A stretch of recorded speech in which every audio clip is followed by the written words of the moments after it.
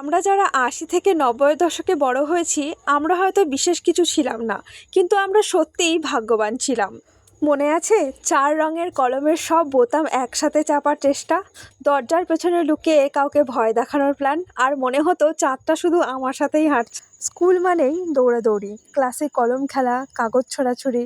School মানেই দৌড়াদৌড়ি, ক্লাসে কলম খেলা, কাগজের ছোড়াছুড়ি, বন্ধুদের সাথে গাছ থেকে আম চুরি করা, বৃষ্টিতে কচু পাতা মাথায় দিয়ে ঘোরা, দেশলাই দিয়ে ফোন, কাগজের উড়োজাহাজ, কাগজের নৌকা ভাসানো, বিকেলে লুকোচুরি, গোল্লা ছুট, বউচি না খেলে যেন দিনটা অসম্পূর্ণ লাগতো। এছাড়াও টিফিন ভাগাভাগি করে খাওয়া, ৮ আনার আইসক্রিম না পেলে মনটা যেন খারাপ হয়ে যেত, কার্টুন দেখার জন্য দৌড়ে ঘরে ফেরা, আর ডিসেম্বর এলেই রেজাল্টের ভয়ে বুক ধড়ফড় করা।